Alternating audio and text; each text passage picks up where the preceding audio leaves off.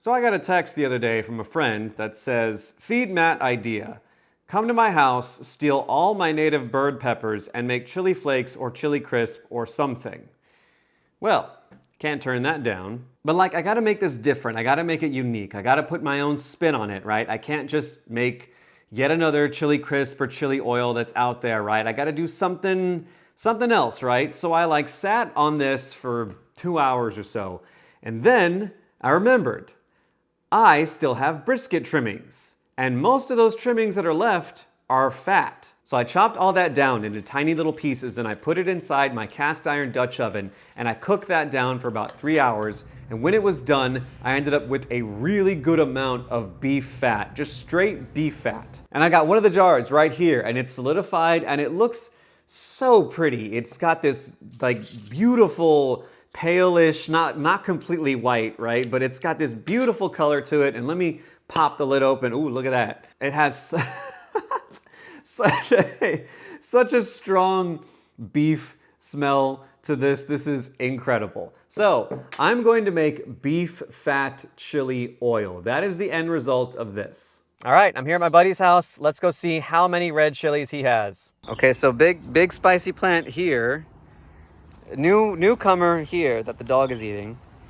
And then I see another one here. Yeah. One here. Two over there. Two back there. So many. I know. And each of these are so hot. So hot. So let's find out just how hot each of these are. So, I mean, they're so small, they're so tiny. Just how much heat is each of these packing? Let's go for it. Okay. Oh. Okay. It's hot. It's not, I mean, for some people, it's probably too hot. For me, it's hot. It's not unbearably hot. I'm not losing the ability to speak or focus or whatever. And in 2 or 3 minutes, it'll completely fade away. But it's hot. I think the plan is gonna be, because these are so small, I think I could just dehydrate these straight away. And in fact, I'll probably go do that right now. All right, here they are, all laid out. The oven is set to dehydrate mode at 150. We'll leave it like this for about 14 hours, and then we'll see what we got. Okay, here we are after 14 hours, and you can see that they haven't changed all that much in size. They've become a lot more wrinkly. We'll get an up close look at this. You can see that right there. If you don't think they're dehydrated, trust me, they are. Let me just go ahead and, yep, crush that one right there.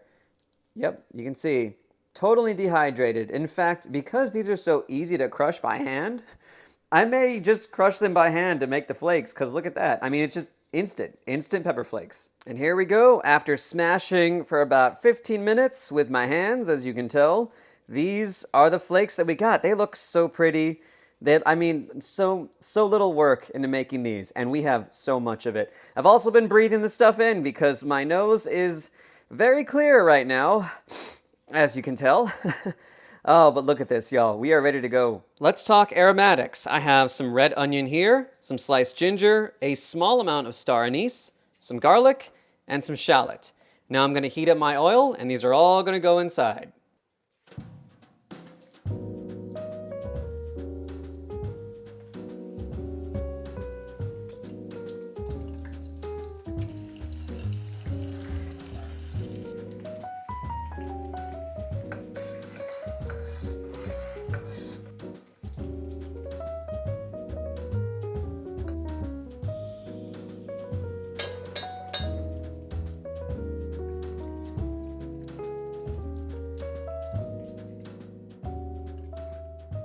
With our aromatics cooked, let's go ahead and take a scoop of oil and move it over here, and we'll just slowly pour that in. And then we'll give it a stir. We want to move slowly. We don't want to burn the chili, and we certainly don't want to break the glass. Now I'm heating up the oil just a little bit because this has now been tempered, so this can be hotter, and then we can pour that in there. Now I'm going to add some sesame seeds. And then we're going to finish this off. And here is the state of things after all the oil has put in there. I think it needs a few more sesame seeds. We'll add a really good amount. There we go. And then, in accordance with the Made with Lao recipe, we're going to add some sesame oil. Just about that much. Let's see how this turns out. We're going to let this cool down, and then when it cools down to a certain point, I will take a sip. And fingers crossed, this turns out being something really good. For this episode, I am bringing back Thea and Kunhee to make up for the bad audio from last time. And this episode will also be featuring my friend Michael, who gave me the chili peppers for the beef fat chili oil. I've brought you all back, this time with good audio. So are you ready? Yes. We are ready Okay, again. so here we go. This is the beef fat chili oil. Nice. You can give it a look, you can give it a smell. Do I just drink this? Yes, chug it. It does smell very beefy. Oh, wow. It Yeah. reminds me of the McDonald's fries. The old school McDonald's fries from back in the day, yeah. So the idea is I'm gonna start y'all off with a dish that's like very plain, and then move up to something that's got a little bit of flavor, and then we'll move up to something that has a lot of flavor. And you just tell me how well you think that stuff pairs with whatever you're having. The first dish is gonna be real easy. It's just gonna be rice with a little bit of garlic and a little bit of green onion. That's it. And you got soy sauce in front of you if you wanna add like a little bit of salt. Carbs. You mix it up a little. Get a spoonful of that stuff and just kind of drizzle it. Be careful, it is powerful. The beef flavor is very strong. Pretty beefy forward. Yeah. Yeah. It's a lot. A lot of beef. That's super beefy. That's kind of crazy. Oh, okay. I bet this would be good in noodles. Someone's making faces. Save it, yeah, and it's spicy. It's very spicy. Yes. How spicy is it, in your opinion? Just below medium. Okay. Now, is it as spicy as you thought it was going to be? No. I thought it was going to be a lot The raw hotter. peppers are brutal. Okay, but yeah, so like approve. Yeah. So far tastes good. Yeah, it's great. Okay, so thumbs up on this combo. Yeah, I want to put that on Yes. lots of stuff. So what I have in front of you now are some pork dumplings, pork and veggie dumplings, pork and leek, I believe. So kind of the same thing as before. Try it once on its own, and on at least one, add some of the chili oil. And I'm curious to see what y'all think about mixing together pork and beef. There's actually like quite a few Asian recipes that do combine both minced pork and ground beef. Oh, Yeah. I didn't know that. So I'm sure it'll be great. Yeah, they kind of blend in. Okay. Yeah, you think they work well together? Yeah. It's less jarring how beefy it is than just plain rice. It was good. I Yeah. feel like I should have put a little bit of that in there too. You can. I think I'll do that. Yeah. Oh, did you try it with both? That works really well. That's the combo? No. Okay. I'm gonna remember that for next time. Yeah, it's good. I would add something sweet because I feel like dumpling sauce always has sugar. You know what? I have dumpling sauce I made Do you want to try it? Yeah. You want to do it? Yeah. Let's do it. So mix together. Let me move the camera down with dumpling sauce. How you doing, River? You hungry? Yeah. Okay. Hold on. Come back up.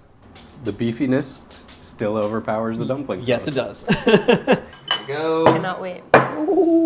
So now what's in front of you is beef chow fun, which is a Chinese dish. It's got noodles, scallions, bean sprouts, sliced beef, and a mixture of like soy sauce and ginger and all kinds of stuff. I think this is going to be Real the beef ideal come situation.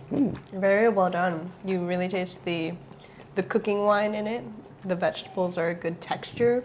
Yeah, that's smart. There we go. That's a lot. I didn't mean to. Take some bites. I mean, it's still the first thing that hits you is that beef fat. Yeah. Did you velvet the beef? Did I velvet the beef? Yeah, it's really soft. I marinated it for 2 days. Velveting is they'll do like I think it's what is it, baking soda? They'll do it on the on the beef, there's and a little they'll bit do of baking soda in the marinade. Yeah, they'll do that as like a quick way to make it soft and kind of texture. Like that's what they do for Chinese takeout. When the recipe called for baking soda in the marinade, I thought it was to emulsify. I think without it, you get a lot more like the sesame and other kind of flavors. But then adding that beef oil back in, it becomes a lot more beefy again. Yeah. Yeah, it's really good. I mean, it's hard to deny the elevation brought by the richness of just, this is pure fat and spice. So in your opinion, do you think we should make it hotter? Yes, Okay, cool. absolutely. We need more chilies. Yeah. Thank you all so much for your participation. The trouble of going through this horrific experience. So much trouble. So much trouble, right? Thank you for having us. Yeah, Yeah, it's of course. delicious. That jar, whatever's left over in there, that's yours. Sweet. That's your thanks for giving me the chilies. So, final thoughts?